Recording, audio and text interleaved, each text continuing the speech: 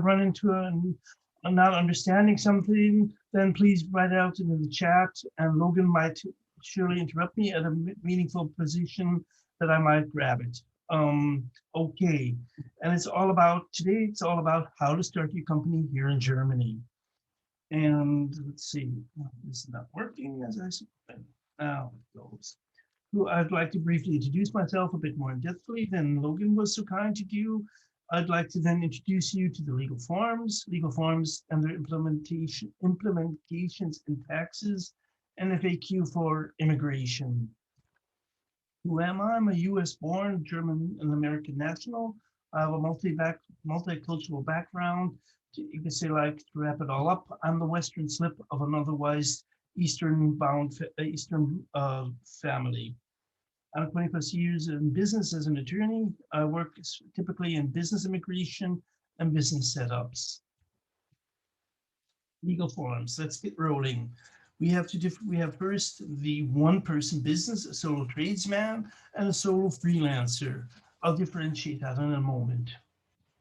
Then we also have partnerships. That's any kind of business with 2 or more persons. I'll get back to that in on another slide. And then we have the corporations, another illegal entity built by natural persons for their joint business. And yeah, who are these corporations? In general, and most known are 3 in Germany. That is the UG, or Unternehmergesellschaft, or GmbH, oder Gesellschaft mit beschränkter Haftung, and EG as Aktiengesellschaft, joint stock corporation.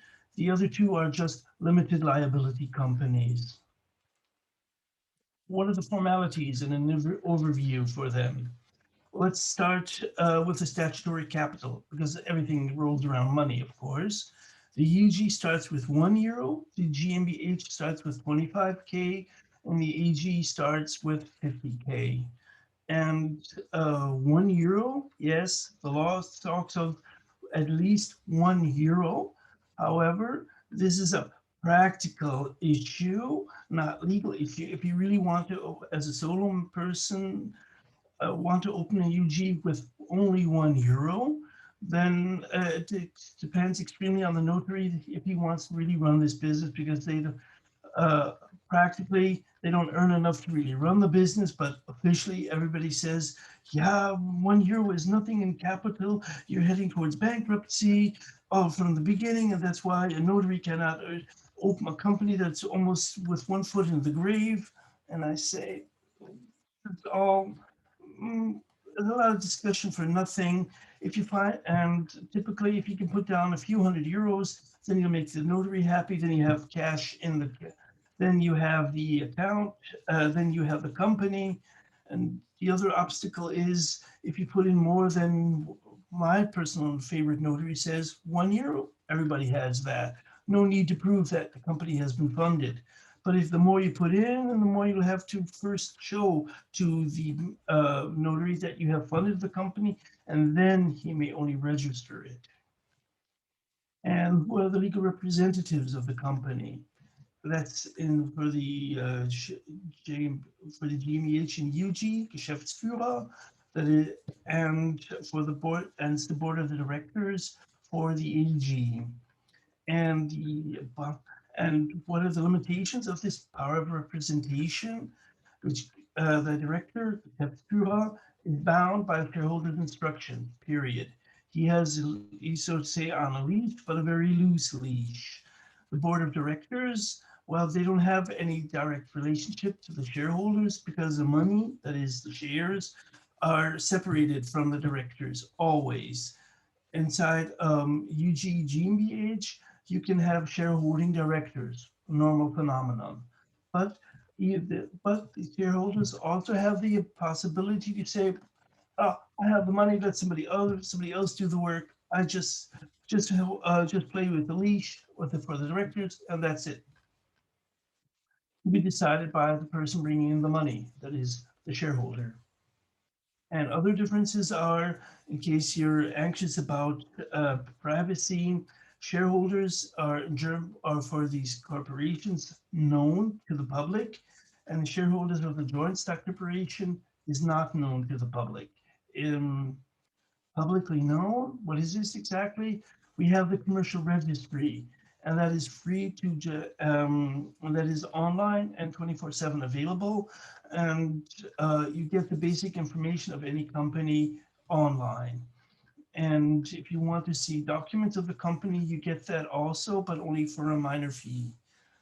And yeah, how to get other partners in or hand over the business to another one that is the company to another person. You sell the shares, and with the UG GMBH, you have to have a formal contract, visit a notary, get it registered in the commercial registry, then then it's gone. And with the AG, you have your certificate, share certificate. Just give it over to somebody else, collect the cash. That's it. But there are also some specialties about these two different kinds of companies, UG and GmbH. UG, the law provides for the UG that 25% of your profit must go into a reserve account. It is not eligible for distribution. What am I talking about with distribution? Well, at the end of the fiscal year, the shareholders have to formally notice, oh, that's what we've made this last year in profit. Good. I want to have my share and of this profit. And this share, 25% of this value is not allowed to be distributed to other persons in the other shareholders. It must go into a reserve account. Okay. And the GmbH has the advantage that though the statutory capital is 25K, period, you have to only fund the company with at least half of the money, that is 12.5K, and then all is fine. Okay, what is this ease of switching from one type to another? What is the ease or what is the case? What is ease of switching from which type to another? You mean from AG to UG? Um, you can switch I was going to let's pass that question. About switching from UG to GMBH, I'll get to that in a moment. I'd like to continue now with the solo persons. Very briefly, we have trades called Gewerbe, that is blue collar work, and freelancers, Freiberuf, or white collar work. And this is determined by Section 18 of the Income Tax Act. What is this free profession? Let's leave it with that. We have the partnerships, that's the GBR, OHG, and Partnerschaftsgesellschaft. And it's a civil code partnership is for any kind of business for two or of at least two persons for joint purpose and joint wallet or bank account. And it really starts very simply just by having, let's say, Batman and Robin consultancy on how to hack a third person's computer. Bingo. Then you have the GBR. And the commercial code partnership is nothing else but a GBR, but with two differences. It is a much bigger business and it's a trade business. And when you meet that, then that goes automatically. And the Partnerschaftsgesellschaft is for freelancers, these white collar professionals, and they're nothing. And the difference from that company to a normal GmbH is that you can have that the liability for mishaps in running the business can be kept to the goofy in the company and not everybody else have to share for that. Tax implications of legal forms. Freelancers are always, as everybody's subject to income tax, not to trade tax because they're not running a trade. And that I'll go into in a moment. Trades are also subject to trade tax. Partnerships, depending on the line of business, they're always subject to trade tax. Might be subject to trade tax, but partnerships are not a legal entity, just like they are only technically treated as an entity for simplifying the taxation process. So on a daily basis, the company generates income and has expenses. Your tax consultant will determine the profit, and this profit declaration is then split to all of the partners of the business, and each partner will be taxed on their own tax rate. Because some persons are single, they have a higher tax bill. Some persons have a family, they will have a lesser family bill due to children and a not working spouse or whatever. And corporations are always subject to income tax and trade tax, regardless what the line of business is. As you've noticed, I've not been talking about VAT. That's an important issue. And there's a question mark. It's simple. Question mark refers to the so-called small entrepreneurs rule. When you project and when starting your business that you'll not be making more than 20K in a year, then you have the right to opt to bill without VAT in the business for when on top of your turnover. This is an option. When does it make sense? It's a pretty rough, difficult discussion worth thinking of. Typically, when you have high expenses and low income and you have a loan, as a rough rule, as a rough hint, that would typically make sense there. Corporations, I put there in special remark, as every legal entity, they also can apply the small entrepreneurs rule, but it's uncommon. You put down 25K and say, oh, I won't be making 20K in a year, so I want to apply the small entrepreneurs rule. Legally possible, but you might be losing your face. Consider. Overall tax rates for individuals is up to 42%. Corporations is roughly 34%, 30% flat. Now coming back to the other questions of the other persons. What is a UG in comparison to the GmbH? The UG is like a girl in comparison to a woman. That's how the law sees it. The UG steps up to a fully fledged GmbH. And how is this done? There are two general possibilities. Either you have that you use the capital inside the company, that is the reserve account, and have an auditor, a public auditor, vet the company, whether it's worth at least 25K, yes or no. If this costs a lot, it takes up some time. That's one possibility. The other possibility is quick and easy. First visit a notary to promise the company that you'll be putting down another 12.5K, and then that you want to convert to a GmbH. You then fund the bank account, show this to the notary, and then you can step up to the GmbH. Cost the least goes the quickest. And I hope that answers this question. And changing to an AG is not really possible, as now described, from AUG to GmbH, because these are two totally different companies.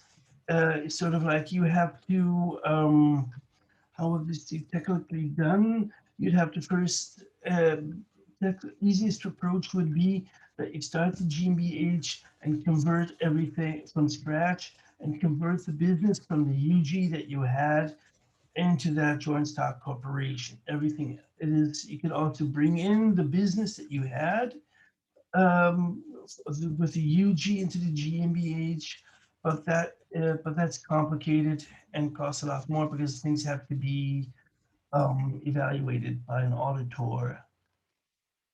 What's written here? I guess I'm gonna just hit the keyboard. Fine. And which company form to choose, whether UG or GmbH? Simple. I'd like to lead you through that. It's ask yourself, how much money do you have? If you have something around 20K, or let me something around, no, wait, it was 12K, then put down another 500 and you have a GmbH. It's better that way. And but if you have less, then seriously consider running for a UG. Are you dependent on deliveries? That if, like, typically, say clubs who rely upon suppliers bringing all the beverages and cleaning personnel and whatever. If you open a UG, You will not get any credit line with anybody because they see a UG as a bloodless entity, sort of like a person with a red signal lamp on his head running around. I have no money. I have no money. That's how business sees it here. So better than if you have dependent on deliveries, go for the GMBH. Then is your business big or small in its volume? The bigger it is, better go for a GmbH. How are your partners set up? That is your most important customers. Are they big or are they small? If you want to play as a little girl with big boys in business, well, formally, of course, it's possible, but the question is, will you have the right esteem to be taken serious? Consider. Any questions about that? Otherwise, I'd like to dig into immigration. I don't see anything. Okay, then let's go on with immigration. Otherwise, I'm later still available for FAQs. Okay, may a foreigner be a shareholder? I see a lot of persons' names who don't look like German. Fine with me. The answer is very complicated. Yes, no issue. May a foreigner be a director? The same answer, yes, no issue by word of law. However, if foreign, there's a catch to being a foreigner and wanting to open a company here in Germany. That is, it is not in law, it is in daily bank life. When you as a foreigner, not living in Germany, want to open a company here, generally no issue by corporate law. Banks will have the issue for reasons of knowing your customer. They have to securely identify you. And that's where the problems come in. When you're living here in Germany as a foreigner, you can go to any bank virtually and they'll take it. And they'll take you as a rule. And if you want to work here as a shareholding director, of course, you need the right residence permit for that. And that is what I call business immigration. And your line of business has to bring momentum to German economy. It sounds simple, almost as simple. You need to have a feed a business need in Germany.